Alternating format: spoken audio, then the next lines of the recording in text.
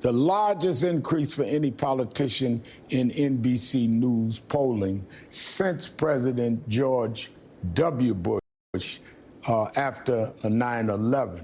The poll also finds an erosion in support for former President Trump from some moderate Republican voters who ultimately came back to him in 2016 and 2020. What's your take on the numbers and the state of the campaign right now? Yeah, well, thank you so much for having me this evening, Rev.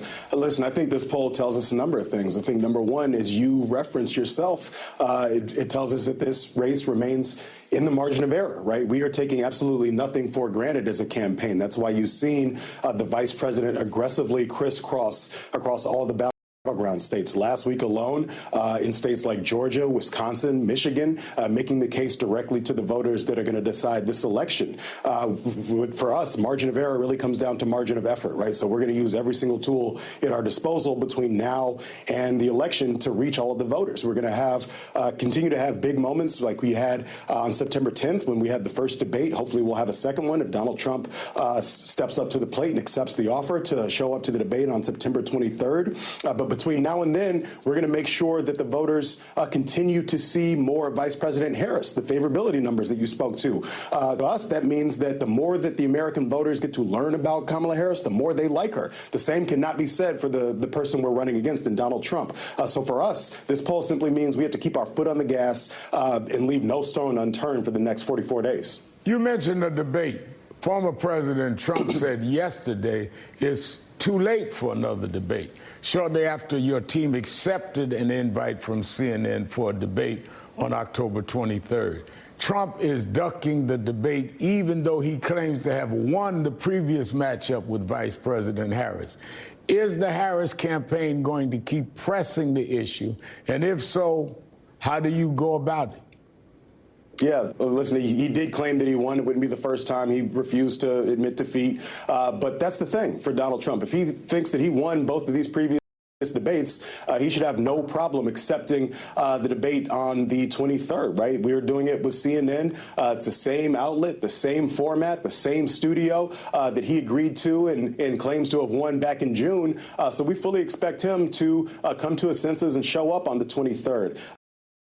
But whether he does show up or not, we're going to use, again, as I said, every opportunity to make sure that the voters understand the stakes and the choice in this election. Hopefully they'll have the opportunity to see it on the debate stage. But if they do not, we'll make sure that they understand that they have in Vice President Harris somebody who is fighting for them, who's working to expand opportunity, economic opportunity, somebody who is standing up for our fundamental rights and freedoms. And in the opposite, you have Donald Trump, right? You see it play out this week, right, in states like Georgia, where you have Amber Thurman, right, the first confirmed preventable death due to one of Donald Trump's abortion bans in this country, right? The stakes continue to rise for the American people as they tune in towards this election. So we hope to be able to make that case directly on the debate stage, but we make it every single day between now and Election Day, whether or not Donald Trump decides to man up and show up at the debate.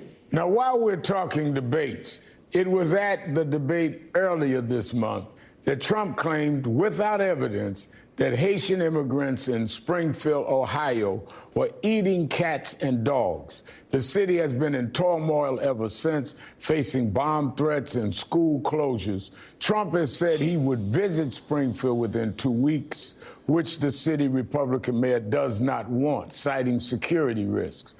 Will the vice president go to Springfield, and if not, why not? Yeah, listen, I can't speak to any travel plans at this time. I can certainly reiterate what the vice president herself said earlier this week at NABJ when she sat down with journalists and spoke to this topic. What you're seeing out of Donald Trump is sadly what the American people have come to expect out of this man, right? This is somebody who traffics in tropes, who traffics in hatred, who traffics in division and chaos. Does not matter whether it's true or not. His own running mate, J.D. Vance, said that they are willing to lie and make up stories to advance their political aims. That is nowhere more evident than in the case of Springfield. And what the vice president said is that, you know, as leaders, our words and our actions have clear consequences. And you see that playing out in Springfield, where people are dealing with bomb threats, where people are scared to send their kids to school, where an entire community now feels as though though they have a target on their back because of what people like Donald Trump is saying and the people who he surrounds himself with who are putting this stuff in his head. And so, our message to the American people, our message to people in Springfield and communities across the country is that it does not have to be like this, right? You have in Vice President Harris and in Governor Walz, you have leaders who know that we are at our best, not when we tear people down, but when we lift each other up. And that's what we have the opportunity to do here on November 5th. We can turn the page on Donald Trump's toxic brand of politics and finally restore a sense of decency and have leaders who actually want to bring us together in search of the common solutions that could actually solve the problems that we face here. That's what this election is fundamentally about, and that's what Kamala Harris and Tim Walz are going to provide for the American people. Now, Politico is reporting that the Harris campaign sees an opening in North Carolina, where controversy is growing around Republican gubernatorial nominee Mark Robinson over provocative comments he made on an adult website several years ago. Robinson was absent from Trump's North Carolina rally yesterday. Trump didn't even mention his name, but he is standing by his endorsement of him. And Harris campaign advisors are reportedly seizing on that relationship, but not Robinson's current controversies to court suburban voters in metropolitan areas, moderate Republicans, and black voters. What can you tell us about the strategy?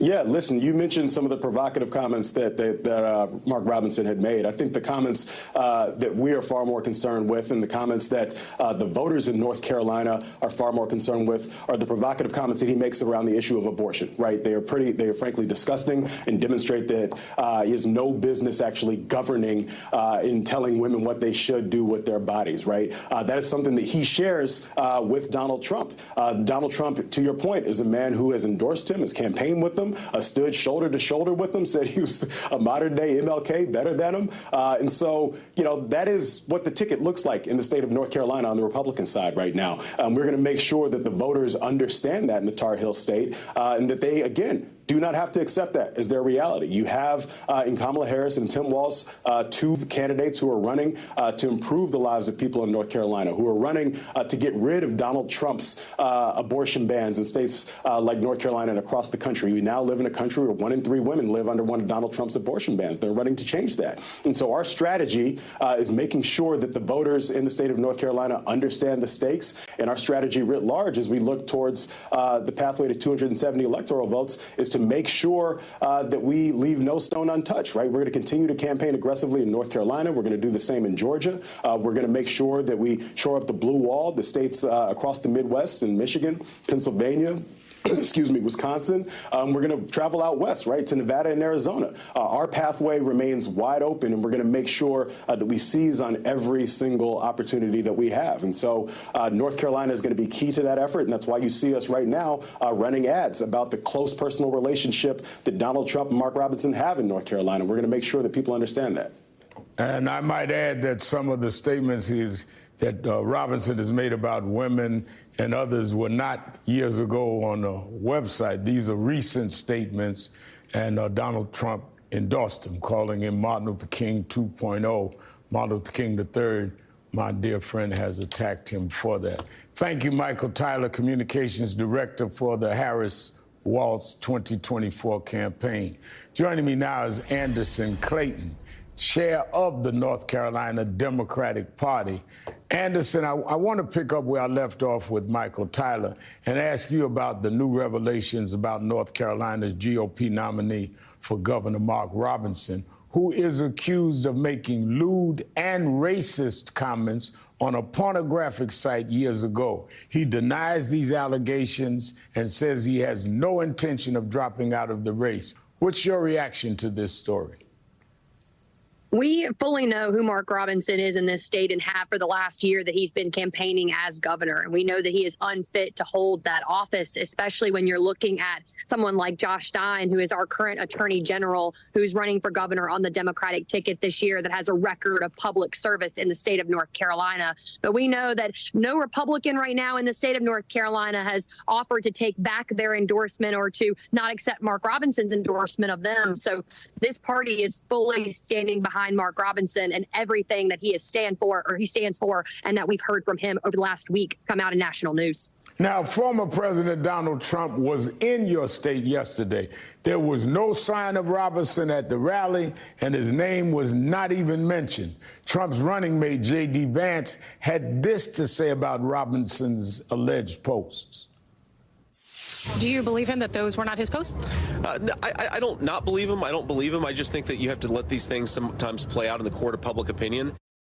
Vance isn't rushing to judgment on Robinson, who has a long history of controversial comments, but hasn't given legal Haitian migrants the same benefit of the doubt. What's your reaction to the senator's comments?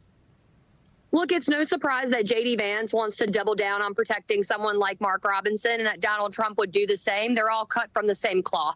And we know that every Republican running down the ballot in this year is just a rubber stamp on the extreme Republican agenda that we're seeing play across this country right now. This is not the Republican Party that people once knew in the United States. What we're seeing is a party like to fundamentally strip rights away from Americans. And that's not what we know the Republican Party once was in this country. And that's why you saw folks on the DNC stage stand up there and say, voting for Kamala Harris this year doesn't necessarily make you a Democrat. It makes you a patriot. It makes you someone that cares about democracy and protecting what this country was founded on. And so we fundamentally see people across North Carolina this year making sure they're getting out to the ballot box to vote for Democrats up and down the ballot who are going to represent fundamental freedoms across North Carolina.